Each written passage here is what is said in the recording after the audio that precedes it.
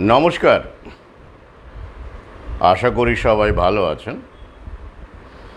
আজকের ভিডিওর বিষয় একটু অন্যরকম। প্রশ্নগুলো আপনারা অনেকেই করেন। বিভিন্ন ভিডিওতে এই বিষয়গুলোতে আলোকপাত করেছি, লেখালেখিতেও করেছি, কিন্তু এই ভিডিওটি পুরোটাই এই বিশেষ বিষয়ের উপরে রাখতে চাইছি। তো আজকের ভিডিওর বিষয় স্বাস্থ্যবিধি বা জীবনশৈলী বলতে পারেন, স্বাস্থ্যের নিরিখে এবং করোনামৃতের বিষক্রিয়া, ওই যে ভ্যাকসিনের বিষক্রিয়া কাটাতে গেলে কি কি করা উচিত এই বিষয়েও অনেকে প্রশ্ন করেছেন।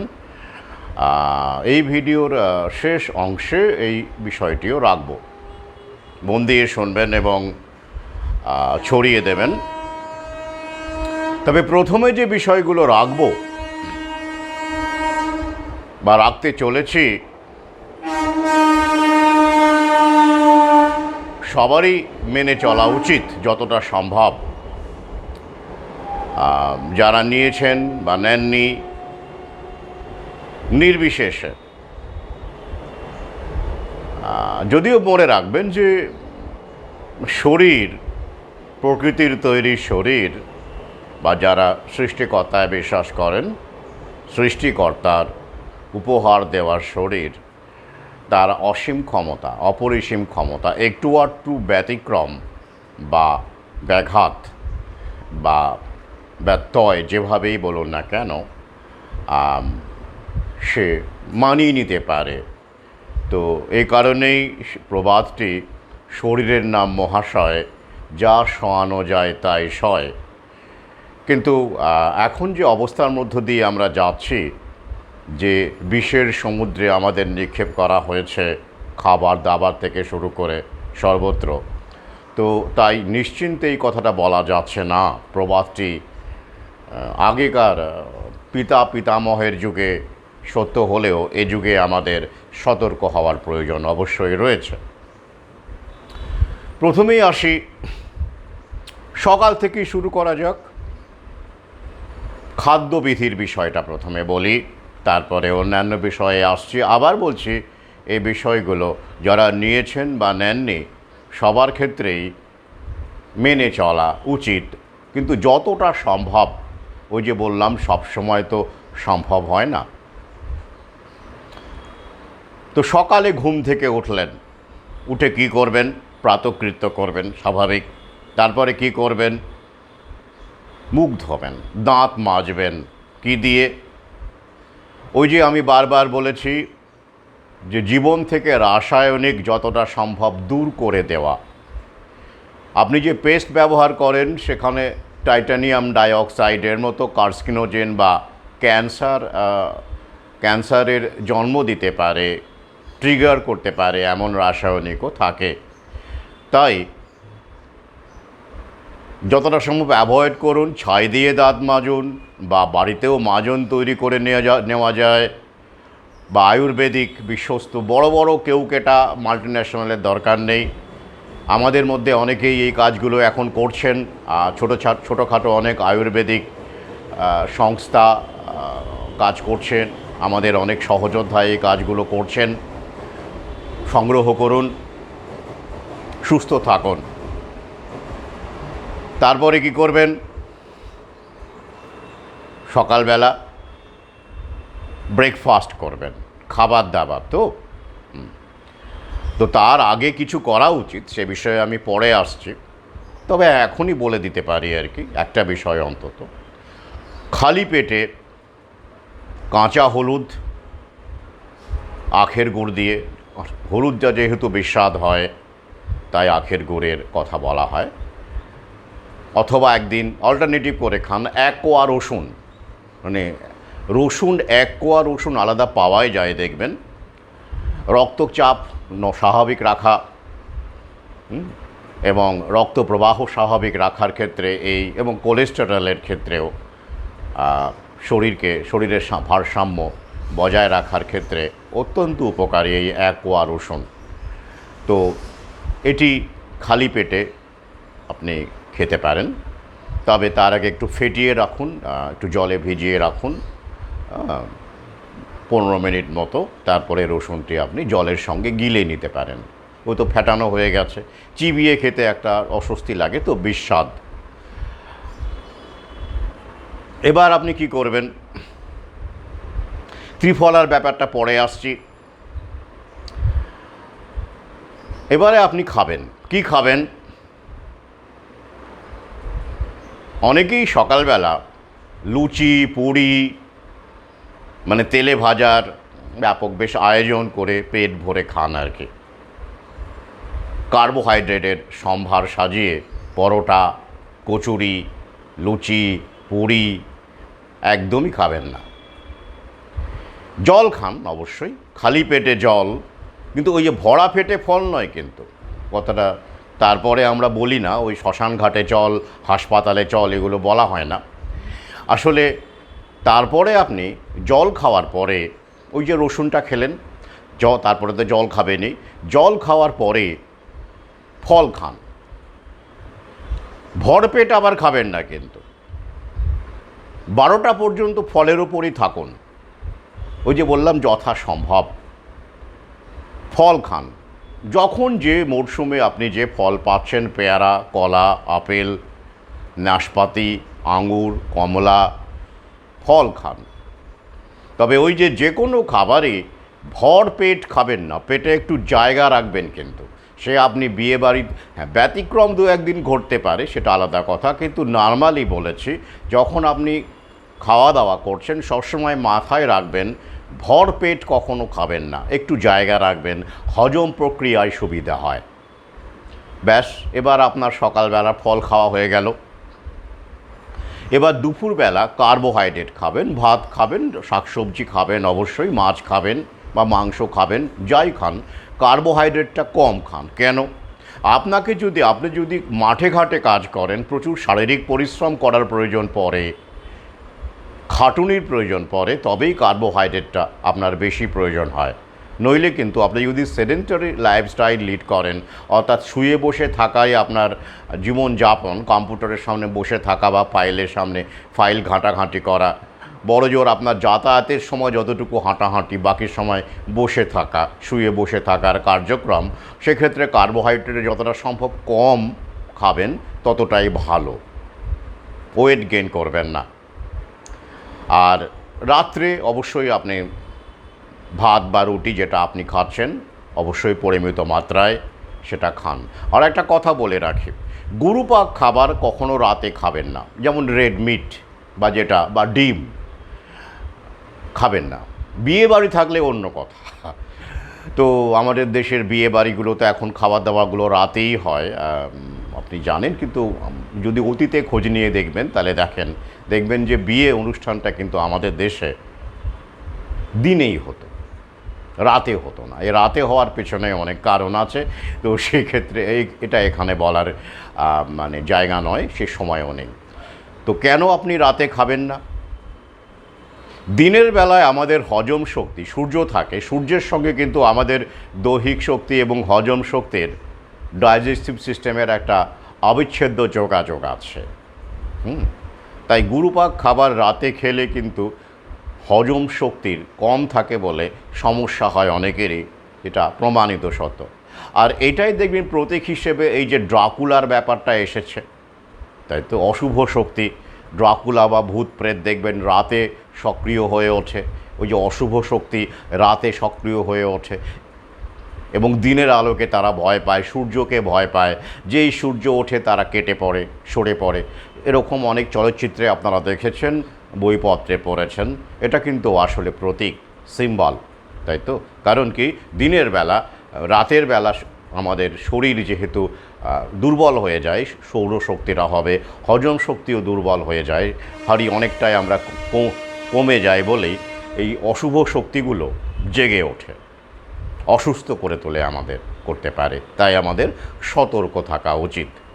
ওই যে আবার বলেছি, ব্যতিক্রম দু একটা ক্ষেত্রে ঘটতেই পারে, সেটা আলাদা কথা, কিন্তু নিয়মিত যেটা আপনাকে করতে হবে এটাই মাথায় রাখতে হবে। এবারে আসছি আরও অন্যান্য যে বিষয়গুলো, আমি খাদ্যের মধ্যেই রয়েছি, এই অংশটা আগে শেষ করে। প্যাকেজিং মানে প্যাকেজড খাবার খাবেন না, অ্যাভয়েড করুন, কারণ প্রিজারভেটিভ থাকে। আপনি একটা আলু কুচি কুচি করে রেখে দিন, বা একটা টমেটো, আপনি টমেটোর সস যেটা খাচ্ছেন, টমেটো আপনি রেখে দিন, সেটা কতদিন থাকে? সেটা পচে যাবে, তো ডিকম্পোজড হবে স্বাভাবিক, কারণ সেখানে মাইক্রো অর্গানিজম বা মাইক্রোবস সেখানে বাসা বাঁধবে, এটাই স্বাভাবিক। কিন্তু যখনই প্যাকেটজাত করা হচ্ছে দীর্ঘস্থায়ী করবার জন্য, যাতে করে সে না পচে, ভালো থাকে, বিক্রিটা ভালো হয়, সেই দিকে লক্ষ্য রেখে কিন্তু প্রিজারভেটিভ অর্থাৎ রাসায়নিক মেশানো হয়, যুক্ত করা হয়, যেটা আমাদের শরীরের পক্ষে অত্যন্ত ক্ষতিকারক। তাই এড়িয়ে চলুন। কোল্ড ড্রিঙ্কস এড়িয়ে চলুন। আমি বহুবার বলেছি, এ নিয়ে আমার ভিন্ন ভিডিও আছে এই চ্যানেলে। কোল্ড ড্রিঙ্কসটাকে খাবেন না, ছুঁড়ে ফেলে দিন, অ্যাভয়েড করুন। আর কি, আরও অনেক কিছু আছে, এখানে তো এত কিছু বলা সম্ভব হবে না। আমি বেসিক যে বিষয়গুলো বলছি, ফর্টিফাইড ফুড যেগুলো, যেমন দুধ, প্যাকেটের দুধ। আমুল যদিও বলছে তারা ফর্টিফাইড করছে না, এখনও পর্যন্ত আমার কাছে যা খবর আছে, তবুও পুরোপুরি বিশ্বাস করতে পারি না আমি। প্যাকেটের দুধটা বর্জন করুন, পারলে যদি সম্ভব হয় গোয়ালার কাছ থেকে দুধ নিন, যেটা দেখবেন আমেরিকার অর্ধেক স্টেটেই কিন্তু এবং স্কটল্যান্ডে এই গোয়ালার কাছ থেকে দুধ কেনা পুরোপুরি নিষিদ্ধ করা হয়েছে। বিভিন্ন রকমের অ্যালার্জি, ওই যে বার্ড ফ্লু, এসব বিভিন্ন কারণ দেখিয়ে কিন্তু নিষিদ্ধ করা হয়েছে, ব্যান করা হয়েছে। স্কটল্যান্ডে পুরোপুরি ব্যান, আমেরিকার অর্ধেক প্রদেশে পুরোপুরি ব্যান, বাকিগুলোতে প্রক্রিয়া চলছে। এ বিষয়ে ভিন্ন একটি ভিডিও করার ইচ্ছে আছে। তাই যতদিন পাচ্ছেন খেয়ে নিন, কারণ ওই টোটাল কন্ট্রোলের লীলায় পাস্তুরাইজড মিল্ক বিক্রি করবার জন্য আর কি, প্যাকেটের বাজারটাকে বাড়ানোর জন্য, কর্পোরেট বাজারটাকে বাড়ানোর জন্য, টোটাল কন্ট্রোল কায়েম করবার জন্য ওরা কিন্তু আমাদের দেশেও এই গোয়ালার যে দুধ আমরা যেটা কিনি এখনও গ্রামেগঞ্জে পাওয়া যায়, তার উপরে নিষেধাজ্ঞা জারি করবেই করবে, ক্ষেত্র প্রস্তুত হয়ে গেছে। সেটাও আপনারা টের পাচ্ছেন, মালুম পাচ্ছেন। আর কি, চিনি এড়িয়ে চলুন, বাদ দিন, যথাসম্ভব বাদ দিন। আখের গুড় ব্যবহার করুন, বহুবার বলেছে, আখের গুড় ব্যবহার করুন। লবণ, ফর্টিফাইড সল্ট যেগুলো বাজারে পাওয়া যায়, দেখবেন টাটা অমুক তমুক যে ব্র্যান্ডের লবণগুলো, সেগুলোতে কিন্তু অত্যধিক মানে বেশি মাত্রায় ওই যে আয়োডিন থাকে ফর্টিফাই করবার জন্য। তো আমরা খাবার দাবারের মাধ্যমেই কিন্তু আমাদের শরীরে প্রয়োজনীয় আয়োডিন সংগ্রহ করে নিতে পারি, তার জন্য এই হেলথ সাপ্লিমেন্টের দরকার নেই। তাই এই লুনটা এড়িয়ে অ্যাভয়েড করে সৈন্ধব লুন বা রক সল্ট ব্যবহার করুন। আর তা না পারলে, দাম খুব বেশি নয়, আমরা পারি ইচ্ছে করলে, আর যদি তা নাও পারেন তাহলে এমনি বস্তার লবণ যেগুলো গ্রামেগঞ্জে গুরুকে এখনও খাওয়ানো হয়, সেই লবণ ব্যবহার করুন। ছোটোবেলায় আমরা সেই লবণই খেয়েছি, কোনো সমস্যা হয়নি। ময়দা অ্যাভয়েড করুন, বহুবার বলেছি। সুপার ফাইন যেগুলো, সেগুলোই হচ্ছে বিপজ্জনক শরীরের পক্ষে, পুষ্টিও থাকে না। ময়দা অ্যাভয়েড করুন, আটা খান, আটা খান, ঠিক আছে?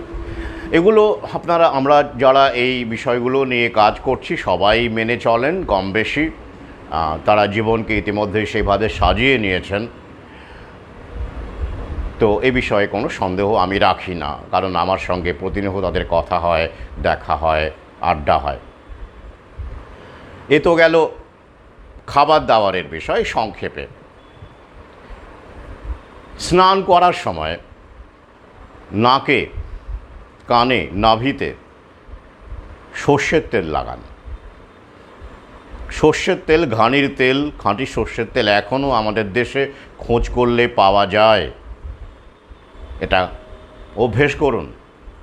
ছোটোবেলা থেকে এই অভ্যেস আমি এখনও মেনটেন করে চলেছি, দাদুর শেখানো। সর্দি কাশি থেকে শুরু করে শরীরের যে বিভিন্ন রকম মাইনর প্রবলেমগুলো হয়,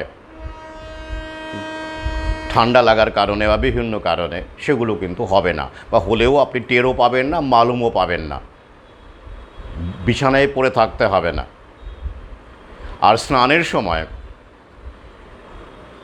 তলপেটে এবং ঘাড়ে, এইখানে মাথার এইখানে পেছনে আলতো করে আঘাত করুন। আঘাত বলবো না, ওরকমই আর কি, আপনি জানেন, যাতে করে না লাগে সেই সীমাটা আপনি নিজেই বুঝতে পারবেন। সেটা স্নানের সময় করুন এবং কোনো মন্ত্র উচ্চারণ করুন। সেটা অং হতে পারে, হরি অং হতে পারে। আর আপনি যদি নাস্তিক হন তাহলে পিতামাতার নাম নিন, পিতামহের নাম নিন, প্রপিতামহের নাম নিন। কি অবাক হচ্ছেন না? এর পেছনে বিজ্ঞান নেই? আলবাত আছে। ভক্তিভরে উচ্চারণ করবেন, শ্রদ্ধা ভরে উচ্চারণ করবেন, মনে মনে নত হবেন, নত হতে শিখবেন একটা শক্তির কাছে, যা আপনার মনের সাহসকে বাড়ায়, আত্মবিশ্বাসকে বাড়ায়। সর্বোপরি এই বিশ্বাসের ফলে আপনার ইমিউন সিস্টেমকে শক্তিশালী করে। ইমিউনিটির শক্তিশালী করার ক্ষেত্রে কেবলমাত্র খাদ্যই তো ঔষধ, অবশ্যই, food is the only medicine, বারবার করে বলি আমি। পাশাপাশি মনের শক্তি, আত্মবিশ্বাস, যেটা ঈশ্বরের প্রতি বিশ্বাস থেকেই আসুক বা নিজের প্রতি বিশ্বাস থেকেই আসুক, অত্যন্ত জরুরি। আর এই বিশ্বাসটাকে ওরা ধ্বংস করতে চাইছে তথাকথিত বস্তুবাদী শক্তি, মার্ক্সবাদী শক্তিকে কাজে লাগিয়ে, তথাকথিত বিজ্ঞানকে কাজে লাগিয়ে আমাদেরকে ঈশ্বরহীন করে তোলা মানেই আমাদের বিশ্বাসহীন করে তোলা। আর বিশ্বাসহীন মানুষ যেখানে, ঈশ্বরহীন মানুষ যেখানে, সেখানেই বেশি ভোগবাদ, সেখানেই বেশি হতাশা, সেখানেই বেশি অসুস্থতা, আর সেখানেই ফার্মা কোম্পানির নিরঙ্কুশ আধিপত্য। সেটা নিশ্চয়ই আপনাদের বোঝাতে হবে না, গভীরে গেলেই বুঝবেন। তাই তো, এটা গেল স্নান। এরপরে আরও অনেক কিছু রয়েছে। কি, জল পান করবেন বসে, দাঁড়িয়ে নয়। মূত্র ত্যাগ করবেন বসে, দাঁড়িয়ে নয়। ওই যে বললাম, যতটা সম্ভব। এবার আপনি এমন কোথাও গেছেন যেখানে, বা এমন কোনো পোশাক পরে আছেন, বাইরে গেছেন, সেখানে আপনার পক্ষে বসে মূত্র ত্যাগ করা সম্ভব নয়, বা বসে জল পান করা সম্ভব নয়। যেখানে একেবারে সম্ভব নয়, সেটা আলাদা কথা। ওই যে বললাম, শরীর একটু আধটু ব্যতিক্রম মেনে নিতেই পারে, অসুবিধে নেই, কিন্তু জেনারেলি, সাধারণভাবে এটা আপনি মেনটেন করুন। এটা অত্যন্ত জরুরি বলে আমি মনে করি। এবং শাস্ত্র বলুন আর যে কর্মটর্ম যেগুলোর আমরা শুধুমাত্র ওই বাহ্যিক বিষয়গুলোকেই বুঝি, গভীরে যাই না। গভীরে গেলেই বুঝবেন যে এখানেও কিন্তু আমাদের বলা আছে, সেটা যে ধর্মেই হোক না কেন, গভীরে। এখানে আমি সেই আলোচনায় যাচ্ছি না, তো গেলেই এই তথ্যগুলো পেয়ে যাবেন। আচ্ছা, এটা গেল। আর কি, অসুখ বিসুখ হলে যথাসম্ভব ফার্মা কোম্পানিকে অ্যাভয়েড করুন, এড়িয়ে চলুন, বাড়াবাড়ি না হলে। এখন ধরুন আপনি পা ভেঙে গেছে, আপনাকে ব্যান্ডেজ করতে হবে বা সার্জারির প্রয়োজন হলো। সার্জারিটা যদিও আয়ুর্বেদেরই বিষয়, ওটা ওরাকে হাইজ্যাক করে নিয়েছে, ফার্মা কোম্পানি হাইজ্যাক করে নিয়ে ও বলে ওটা নাকি এক মডার্ন মেডিসিনের আবিষ্কার। ব্যাপারটা তা নয়। চরক সুশ্রুত বহু আগে খ্রিস্টপূর্বাব্দের গল্প, তারা সার্জারি বা শল্য চিকিৎসা করে আমাদেরকে দেখিয়ে দিয়ে গেছেন। তাই তো, যাই হোক, তাহলে কি করবেন? জ্বর হলে শিউলি পাতার রস খান। আমি উদাহরণ দিচ্ছি কিছু, আর এরকম অনেক আছে, খোঁজখবর করলেই জানতে পারবেন, সব এখানে বলা সম্ভব নয়। কাশি যদি বেশি হয়, বাসক পাতার রস খান। এমনিতেই তো তুলসী রয়েছেই, স্বাভাবিক ছোটোখাটো সর্দি কাশির ক্ষেত্রে তুলসী পাতার রস। কৃমির ক্ষেত্রে কালমেঘ খান। আমি কয়েকটা বলছি মাত্র, তাই না? রক্তাল্পতার ক্ষেত্রে বা হিমোগ্লোবিনের আপনি যদি সুস্থ স্বাভাবিক প্রবাহ চান, তাহলে কুলেখাড়া খান। কুলেরন নয়, ওই যে হেলথ সাপ্লিমেন্ট বাদ দিন, কুলেরন নয়, কুলেখাড়াই খান, অসুবিধে কী আছে? ওরা তো আমাদের প্রকৃতি থেকে বিচ্ছিন্ন করে নিয়ে ওরা ওদের কর্পোরেট ব্যবসা, ফার্মা কোম্পানির ব্যবসা, হেলথ সাপ্লিমেন্টের ব্যবসা, ভিটামিনের ব্যবসা করে চলেছে। তো আমরা খাদ্য থেকেই যদি পেতে পারি, তাহলে আমাদের হেলথ সাপ্লিমেন্ট খাওয়ার কি দরকার? প্রয়োজন আছে কি? আর সেখানেও তো ওই রাসায়নিকের গল্প আছে, ওই যে অনেক দিন টিকিয়ে রাখতে হয়, বাজারজাত করতে গেলে তো দুদিনেই শেষ হয়ে গেলে তো নষ্ট হয়ে গেলে তো চলবে না, টিকিয়ে রাখতে হয়। আর তাই সাবধান, সতর্ক থাকুন, প্রকৃতি থেকেই আপনার খাদ্য এবং ঔষধ সংগ্রহ করুন। কি বললেন? সময় লাগে, সময় নষ্ট হয়।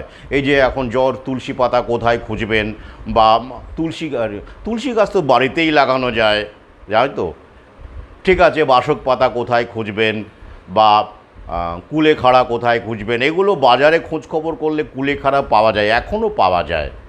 আপনারা যারা বলেন সময় চলে যায়, সময় নষ্ট, এই ফার্স্ট লাইফে এটা সম্ভব নয়, তাদের বলবো যখন আপনার ফার্মা কোম্পানির চক্করে পড়বেন বা খপ্পরে পড়বেন, তখন দেখবেন অর্থ এবং সময় কতটা বেরিয়ে যায়। অর্থ জলের মতো বেরিয়ে যায়, সময় প্রিয়জনকে দেখতে যাওয়া, তার জন্য দুশ্চিন্তা করা, ছোটাছুটি করা, এগুলোর জন্য কি তখন সময় যায় না? যায় তো। তো সেই সময়টা বাঁচানোর জন্য, অর্থটাকে সাশ্রয় করবার জন্য যদি তার আগেই যদি আপনারা একটু সতর্ক হন, সেইভাবে যদি আপনারা এই কাজগুলো করেন, তাহলে কি খুব ক্ষতি হয়? হয় না, আখেরে আপনার লাভই হয়।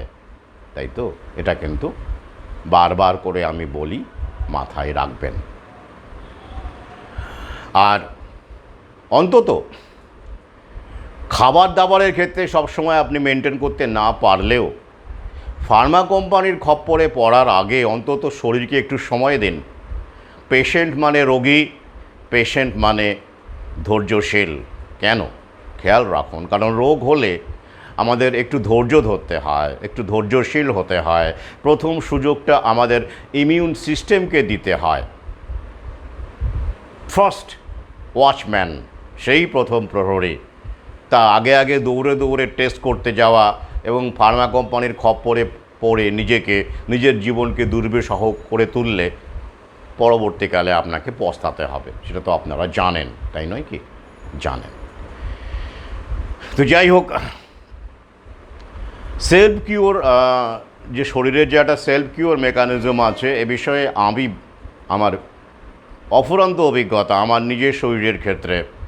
সে অভিজ্ঞতা নিয়ে আমার ইচ্ছে আছে একটি ভিডিও বানানো, পরবর্তীতে দেখা যাক, নিশ্চয়ই বানাবো এক সময় আগামীতে। এই তো কিছুদিন আগে আর একটা অদ্ভুত ঘটনা ঘটলো, মানে যদিও এটা আমার কাছে খুবই প্রত্যাশিত, তবুও আপনাদের কাছে অদ্ভুত, পরে বলবো সেটা। এবারে আসছি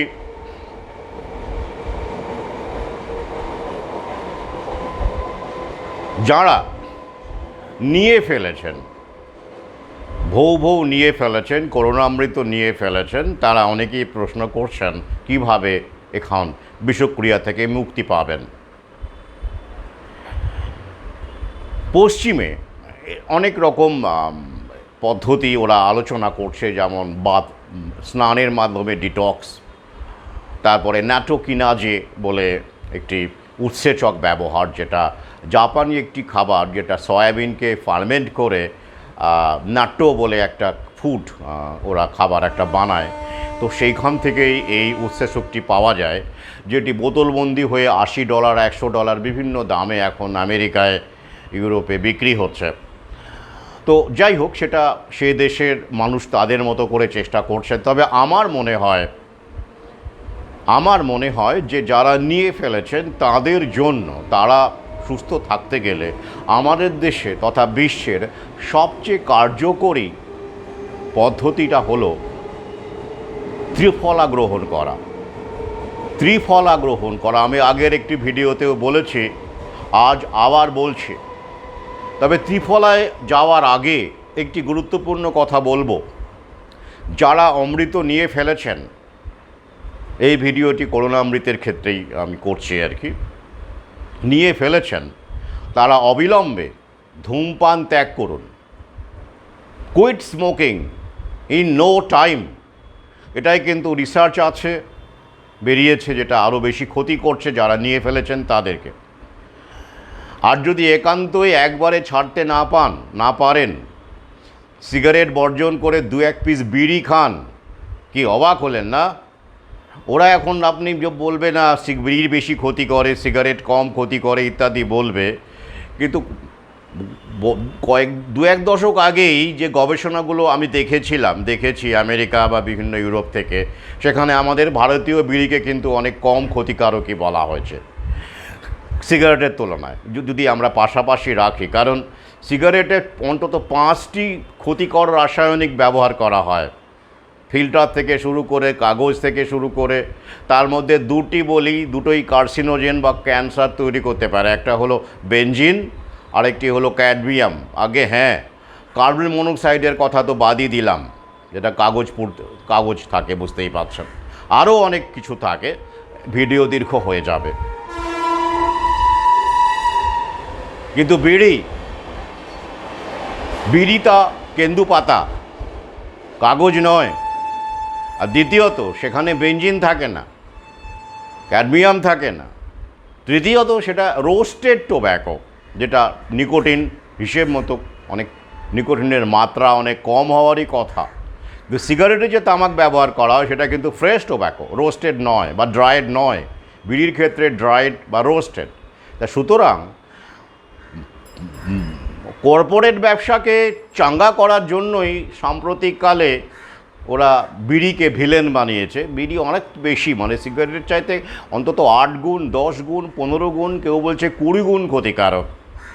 তো আমার পর্যবেক্ষণ কিন্তু এটাই। তবে সবসময় বলবো পুরোপুরি ছেড়ে দিন, আর একেবারে না ছাড়তে পারলে যেটা বললাম, এটা কিন্তু আমার পর্যবেক্ষণ, আমি যেটা স্টাডি করে মনে হয়েছে পর্যবেক্ষণ। যদি এ নিয়ে আমার পরবর্তীকালে একটি ভিডিও করার ইচ্ছে আছে, সিগারেট না বিড়ি। তবে হ্যাঁ, আমি কিন্তু ধূমপানে কাউকে এখানে উৎসাহ দিচ্ছি না। আমি দুটোর মধ্যে কম্প্যারেটিভ একটা জায়গায় পৌঁছতে চাওয়ার জন্যই এই ভিডিওটি করতে চাইব আগামীতে।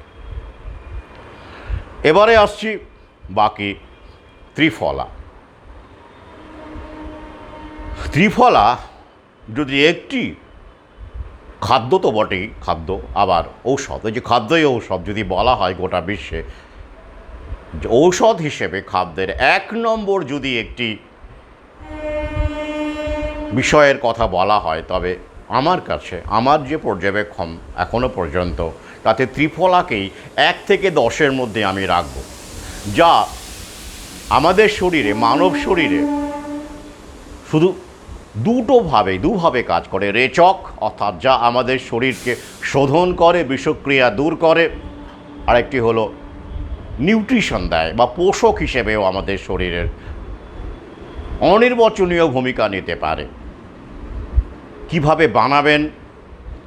আদর্শ অনুপাত, যদিও অনেকে সমান সমান হারেই বানান, তবে আদর্শ অনুপাত যেটি বলা হচ্ছে সেটি কিন্তু 1, 2, 3।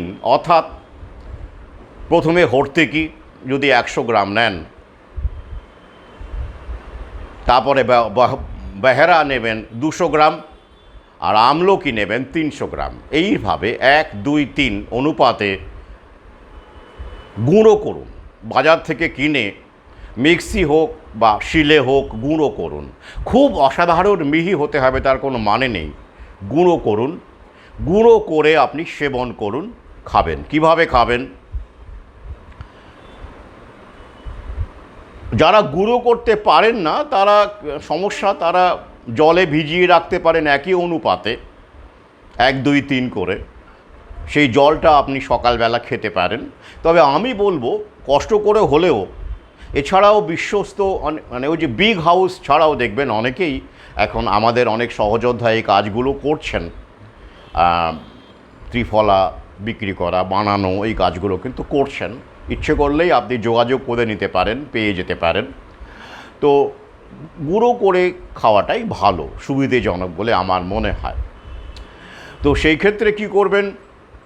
রাতের বেলা যদি খান, ঘুমানোর আগে দুধের সঙ্গে, ওই যে দুধ, আবার ওই যে আমি বলবো ওই প্যাকেটের দুধ, তার বদলে ওই গরম জল, মানে পুরোপুরি গরম তো নয়, ঈষৎ গরম জলের সঙ্গে মিশিয়ে আপনি খেতে পারেন। ওই 1 চামচ মতো, ওই ছোটো মশলার চামচে দেখবেন ওই 16 থেকে 20 গ্রাম এরকম একটা মাত্রা সেখানে ধরে। সেটা আপনি জলে মিশিয়ে খেয়ে নিন ঘুমানোর আগে। এটা কিন্তু আপনার শরীরের যেটাকে বলা হচ্ছে ওই যে রেচক বিষক্রিয়া, শরীরে যে টক্সিক এলিমেন্টসগুলো আছে, টক্সিসিটি আছে, সেগুলোকে দূর করবে। এইটা একটা দিক। আরেকটা হলো সকালবেলা আপনি খালি পেটে মধু যদি খান, নির্ভরযোগ্য মধু না হলে আখের গুড় দিয়েও খেতে পারেন, সেটা খেলেন।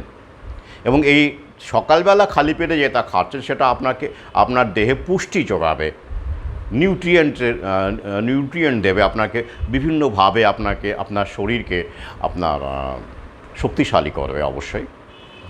তো এই যে দুটো পদ্ধতি রয়েছে, আর এটা যে যারা সুস্থ আছেন এখনও, যারা করোনামৃত নেননি বা সুস্থ আছেন, ফার্মা কোম্পানির দাস হননি, তাদেরকে ত্রিফলা প্রতিদিন খেতে হবে তার কোনো মানে নেই। সপ্তাহে 1 দিন বা 2 দিন খান, অসুবিধে নেই মধ্যবয়স হলে।